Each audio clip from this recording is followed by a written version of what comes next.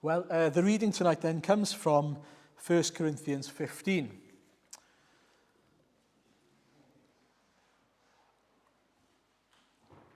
You can follow in the Bible, or it'll be there on the screen for you. And we're going, it's a little bit strange perhaps, from verse 16, I believe. Is that right? From verse 16 to verse 23, first of all. And then the second reading after that will go from verse 42 of the chapter. So we start off with verse 16. For if the dead are not raised, then Christ has not been raised either. And if Christ has not been raised, your faith is futile. You are still in your sins. Then those also who have fallen asleep in Christ are lost. If only for this life we have hope in Christ, we are to be pitied more than all men. But Christ has indeed been raised from the dead, the firstfruits of those who have fallen asleep. For since death came through a man, the resurrection of the dead comes also through a man. For as in Adam all die, so in Christ all will be made alive. But each in his own turn, Christ the firstfruits, then when he comes, or when he returns, those who belong to him. And then we'll go to a second reading, should be there, verse 42. So it will be with the resurrection of the dead. The body that is sown is perishable. It is raised imperishable. It is sown in dishonor. It is raised in glory. It is sown in weakness. It is raised in power. It is sown in a natural body. It is raised in a spiritual body. If there is a natural body, there is also a spiritual body.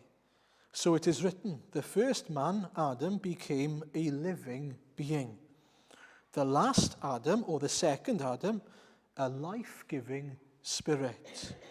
The spiritual did not come first, but the natural, and after that, the spiritual. The first man was of the dust of the earth, the second man from heaven. As was the earthly man, so are those who are of the earth. And as is the man from heaven, so also are those who are of heaven. And just as we have borne the likeness of the earthly man, so shall we bear the likeness of the man from heaven. I declare to you, brothers, that flesh and blood cannot inherit the kingdom of God, nor does the perishable inherit the imperishable. Listen, I tell you a mystery. We will not all sleep, but we will all be changed in a flash, in the twinkling of an eye, at the last trumpet. For the trumpet will sound, the dead will be raised imperishable, and we will be changed. For the perishable must clothe itself with the imperishable, and the mortal with immortality. When the perishable has been clothed with the imperishable, and the mortal with immortality, then the saying that is written will come true. Death has been swallowed up in victory. Where, O death, is your victory? Where, O death, is your sting? The sting of death is sin, but the power of sin is the law. But thanks be to God, he gives us the victory through our Lord Jesus Christ. Therefore, my dear brothers, stand firm. Let nothing move you. Always give yourselves fully to the work of the Lord, because you know that your labor in the Lord is not in vain. Amen. Well, as you know, it's Resurrection Sunday, and it's the day we celebrate the fact that Jesus rose on the third day. And he proved himself to be who he said he was, the Son of God who came, he laid down his life, but he also took it back up again. And so tonight we're going to think about what that means for us, what impact that has on us. What difference does it make, or should it make, or could it make to our lives? It's amazing that Jesus rose again, but in the passage that we read, it tells us that if he didn't raise from the dead, we are still stuck in our sins, and our faith is futile or pointless. Which means that if he has risen from the dead, it has an impact on us. There must be a change. There must be an impact in our lives. And so tonight I want to ask the question, what does it mean to be made alive with Christ? And what does God mean when he says in his word that Jesus is the last Adam, or the second Adam? What does that mean? And what impact should that have on us? Now, as an illustration, I want you to imagine that a car company decides they're going to produce a new car. Okay? They're going to produce a new car. And so the first thing they do, having made their plans, is they build a prototype. That's where they start every single time. So they make this prototype, they develop it, they decide, I'm happy with this prototype, it's very good. That's a hint for you of where we're going here. And they start mass producing the cars. But it turns out that there's a problem with the car. Now, if there was just a small issue, it would be okay. But this issue that's with the car means that the whole car doesn't work anymore. And so they sort of discuss as a company, what are they going to do? Do they recall all the cars and try to fix them? No, that's going to take too much time, too much hard work. So what's the conclusion? It's not viable. What are they going to do? Well, they decide to make a new car. And so where do they start? A new prototype. A new prototype. But this time they make sure that it works as they should. And they introduce, what is only fair to introduce, of course, is a sort of an exchange program. Bring in your old car, the one that doesn't work, and we will give you a new one based on this new prototype. It's the ultimate scrappage scheme. Now, it's not a perfect illustration by any means. Please don't poke holes in my illustration. It's not perfect. It doesn't correspond perfectly. But hopefully, it'll help us to understand something of what the resurrection of Jesus has achieved for us. You see, the first prototype for humanity is Adam. He's the first man, and he was made very good. Now, where the illustration clearly falls short is, it's not the problem with the car, it's the problem with Adam himself, in that he is a sinner. He sinned, he rebelled against God. It meant that because he sinned, because he chose not to listen to God, sin entered the world. Death entered the world. But also, it entered every single person that came after him, the prototype.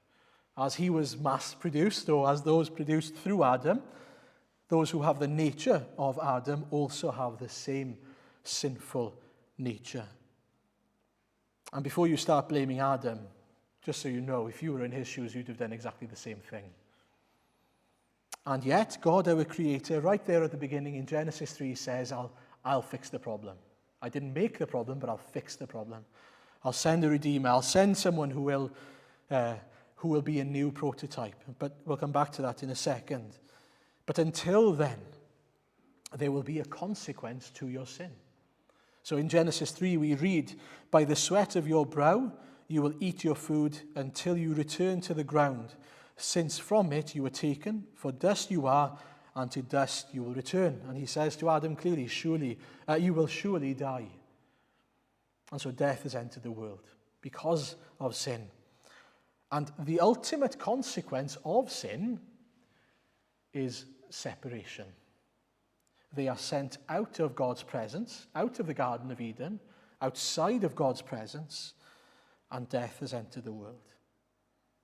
But as I said, there's hope, because God has already promised a new prototype, a new Adam, a second Adam, a last Adam. And that's what Jesus is here.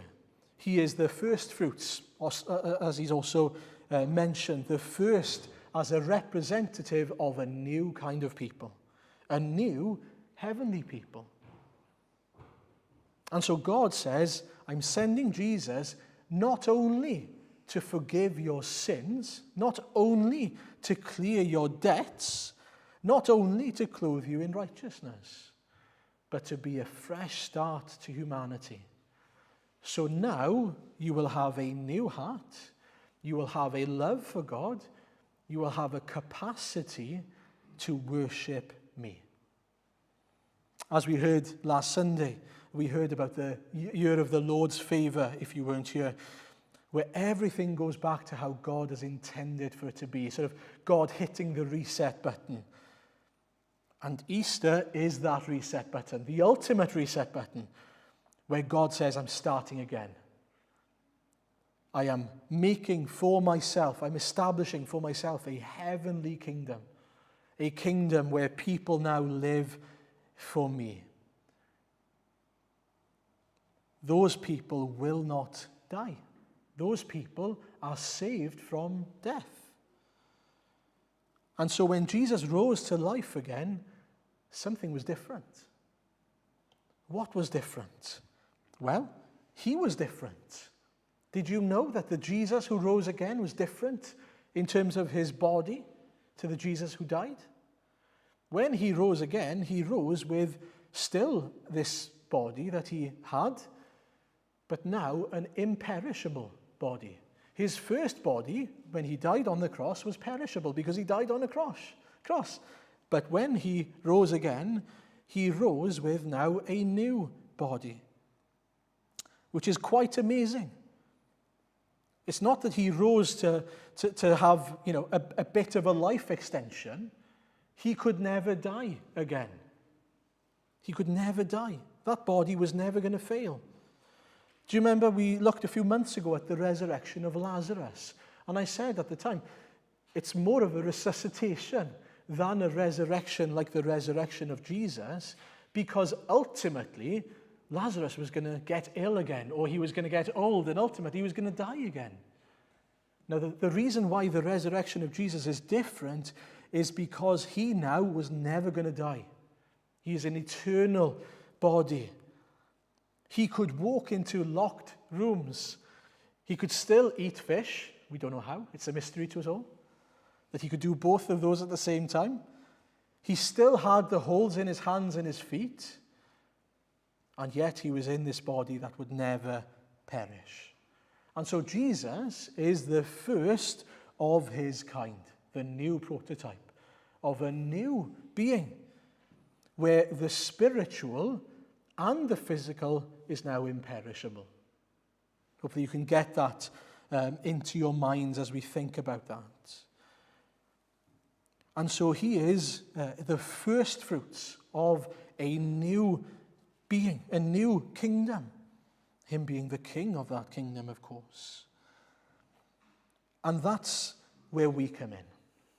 Because he is made new, because he now is the first fruits, those who believe in him will follow in his footsteps. If we come to Jesus, we will also be made like him, both spiritually and physically eventually, which is quite amazing. And so the gospel means that when we come to Christ, when we believe in Jesus, we become a new creation. That's a spiritual being, first of all. Not physical, but spiritual, first of all. We are given new hearts, an ability now to live for God. As the word says, we are a new creation. The old is gone, the new is here. Which means that our future is secure. We will not die. But there's also another part to it. We will also have an imperishable body one day. We will also have the same type of body as I just described of Jesus.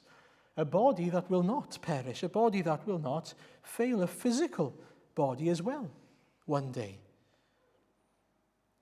And Paul mentions in 1 Thessalonians 4, and I'm going to read some verses from there, from verse 13 onwards, that has a huge impact on the way we understand death and we understand our hope for the future. It changes everything. He says, brothers and sisters, we do not want you to be uninformed about those who sleep in death. By the way, just try to think to yourself how many times he says sleep, or fallen asleep, or sleep in death. The same, by the way, that he says in 1 Corinthians 15. So that you do not grieve like the rest of mankind who have no hope. For we believe that Jesus died and rose again, and so we believe that God will bring with Jesus those who have fallen asleep in him. According to the Lord's word, we tell you that those who are still alive, who are left until the coming of the Lord will certainly not precede those who have fallen asleep. For the Lord himself will come down from heaven with a loud command, with the voice of the archangel, and with a trumpet call of God. And the dead in Christ will rise first. After that, we who are still alive and are left will be caught up together with them in the clouds to meet the Lord in the air. And so we will be with the Lord forever. Therefore, encourage one another with these words. Now, this is important. In the New Testament, when we are talking about Christians, the Bible doesn't say dead, asleep in death, or those who have fallen asleep is always how they are mentioned. Why? Because that's what's happened to their bodies. Their bodies are sleeping. Those who die in Christ are actually alive in the soul with Christ in heaven, and their bodies are asleep. We cannot die. We do not die. We will not die. And I'm not trying to be clever here. This is not semantics. This is what the Bible says. You see, death is very different to our bodies being laid to rest or to sleep for a little while. Death, according to the Bible, is the wages of sin, the final separation between God and man. That's the end point. Physical death, if you are not spiritually alive in Christ, is the end for you. There's no way back to God. That's quite a harrowing thing to consider, isn't it? And so you can be spiritually alive and physically alive. You can be spiritually dead and physically alive. But once you're physically and spiritually dead, there's no way back. That is the final moment where God says, that's it. Once we die, there's judgment. That's what it says, Hebrews 9, I think verse 26. But his desire is for us to come to Christ and to be made alive in Christ. And if you are alive in Christ, you are spiritually alive. Your soul is now alive in him. And it's not judgment that's ahead. It's being with the Lord in his presence for eternity. Firstly, as a soul, but eventually with your body as well. And that's why Jesus said, I am the resurrection and the life. The one who believes in me will live even though they die, and whoever lives by believing in me will never die. Yes, your body will be in a grave for a while, but that's not even the end. It's just there until the purposes of God are fulfilled, and that body is not even going to be wasted. He's even going to redeem that. What a comfort that is to us, knowing there's no need for us to fear death. There's no need for us to worry about what will happen to me after I die, because I'm not going to die. When I pass from this world to the next, when I go to glory, I know exactly what's going to happen. I'm going to be with my Savior. My body's going to be sleeping for a while. And if not, as it says in 1 Corinthians, we read the passage, if Jesus comes back before then, my body, which is now perishable, will be made imperishable immediately, in an instant, in a twinkling of an eye. Quite amazing. And then those who have fallen asleep will come back, their bodies will be raised, and we'll all have a big party up in the air together. Paul says to the Corinthians, I declare to you, verse 50 of 1 Corinthians 15, brothers and sisters, the flesh and blood cannot inherit the kingdom of God, nor does the perishable inherit the imperishable. We will not all sleep, but we will all be changed. What he says there, and what he's telling us, is that in order to enter into heaven, you've got to have a new nature. A heavenly nature. Coming as you are before the holy God means that you will be judged for your sin. Full stop. We need to be, as Jesus himself says, born again. We need not to be reformed, by the way. Reform doesn't work.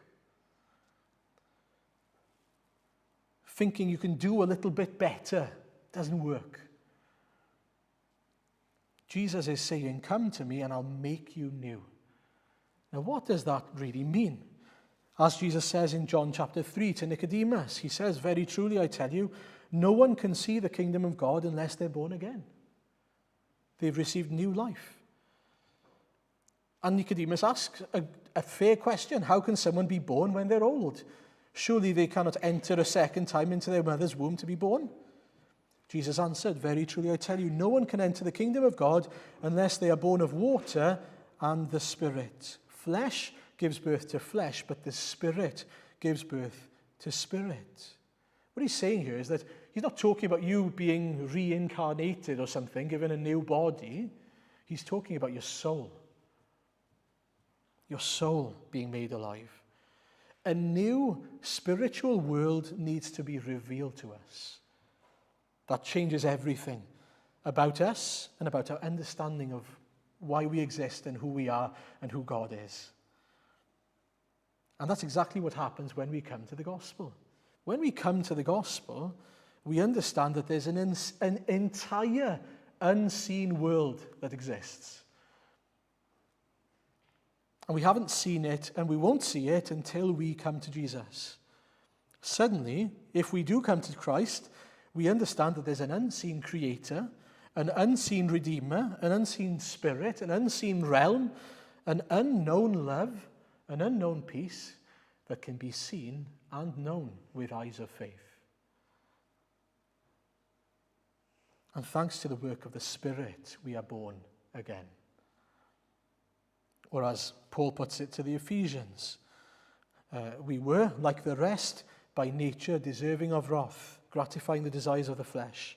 But because of his great love for us, God, who is rich in mercy, made us alive with Christ, even when we were dead in transgressions. We are made alive. We are given this new spirit because of our new prototype, the new Adam, the last Adam. And that begins when we come to Christ, when he saves us. I don't save myself. When he saves us. He opens the door for us to know, love, and enjoy the Lord and serve the Lord Almighty. And you know, we start off as little babies. We start off as people who know not very much about this new world, this new universe that exists and I know nothing about. But we go from the milk of the word to understanding the fullness of the riches of God and his word.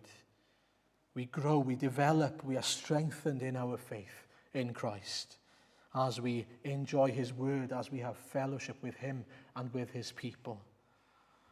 And all because Christ has given us new life. Now in Romans 6, Paul describes the type of life we now have and how it's come about, but also what implications that has for us. I'm going from verse 3 of Romans 6. Or don't you know that all of us who were baptized into Christ were baptized into his death? We were therefore buried with him through baptism into death, in order that just as Christ was raised from the dead through the glory of the Father, we too may live a new life. For if we have been united with him in a death like his, we will certainly be united with him in a resurrection like his. For we know that our old self was crucified with him, so that the body ruled by sin might be done away with, that we should no longer be slaves to sin, because anyone who has died has been set free from sin. Now if we died with Christ, we believe that we will also live with him. For we know that since Christ was raised from the dead, he cannot die again. Death no longer has mastery over him. The death he died for sin once and for all. But the life he lives to God. In the same way, count yourselves dead to sin, but alive to God in Christ Jesus. Therefore, do not let sin reign in your mortal body, so that you obey its evil desires. Do not offer any part of yourself to sin as an instrument of wickedness, but rather offer yourselves to God as those who have been brought from death to life, and offer every part of yourself to him as an instrument of righteousness. For sin shall no longer be your master, because you are not under the law, but under grace. Now, if you want to know what the application is, that's the application. That's the effect it has on us. In the same way, because Christ has made us alive, set us free from sin, offer yourselves to God as those who have been brought from death to life. Give yourself, yield to the Lord Jesus, first of all, for your salvation. But if you've been brought from death to life, live as those who are alive in Christ, those who now live your life for God's sake, for Christ's sake. That's the privilege we have, to live for God under grace, not under the law. And so the question tonight is, are you alive in Christ? Are you dead or are you alive? I'm not talking physically. I can see that you're all physically alive, just about. I know it's a bit warm in here. But are you spiritually alive? Have you been born again? Have you died to self? Have you come to Christ and have you said, Lord, make me a new creation? Lord, take me as I am, forgive my sin, but give me a new heart. Give me a new nature to live for you, to be right with you. I don't want to be separated from you. I don't want to be apart from you. I want to live with you in your love for eternity. Let me ask you a question to finish. What does physical death mean for you? It's one of two things, physical death. It's either the door closing on the opportunity to be made right with God because you haven't taken it yet, or physical death is what you're waiting for. It's the gateway. It's the gateway to your soul being with Christ in paradise. Isn't that amazing how physical death can be so amazing for one person and so sobering for the other?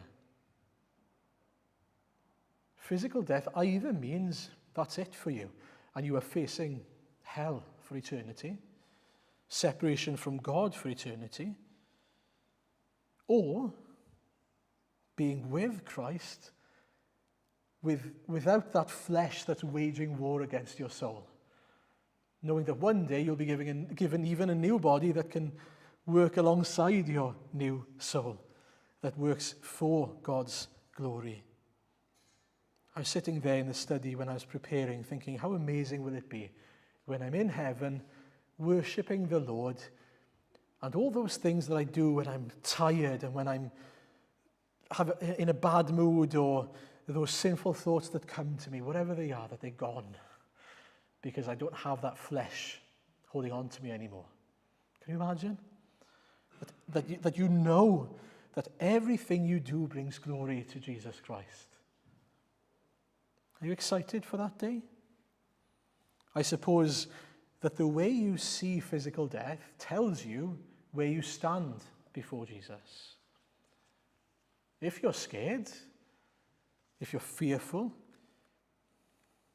if you're thinking, well, I don't really know what's to come for me, then you know where you stand.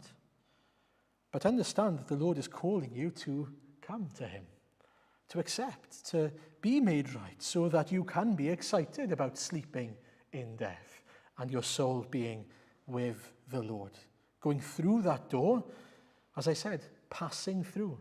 Do you know, Christians, I think we should be using biblical language when we speak about one another, when we speak about people who have gone before us.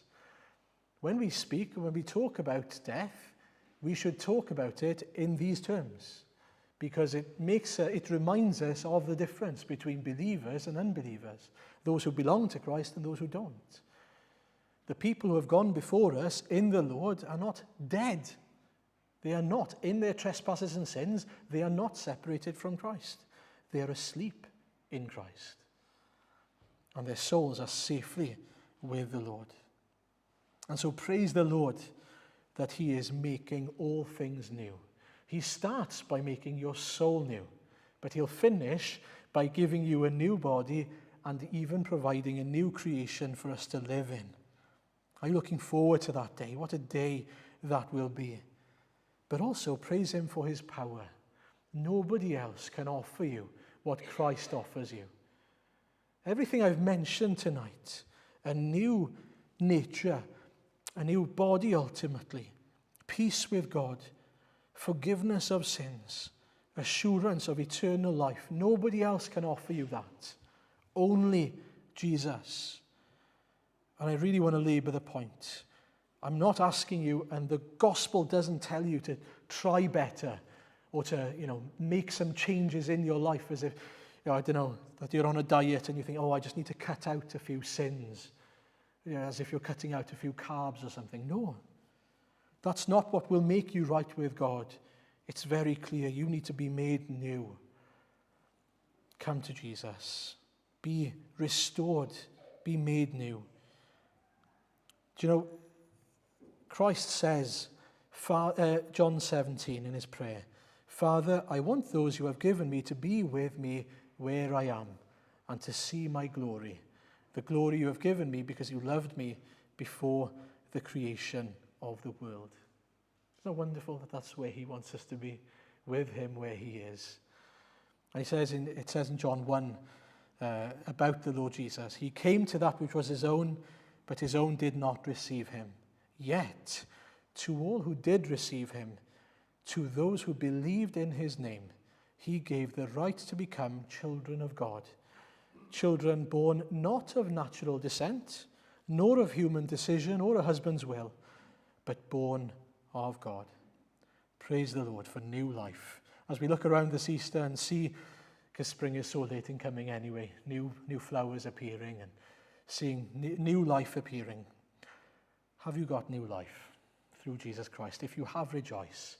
If you haven't, come and accept for his name's sake. Amen.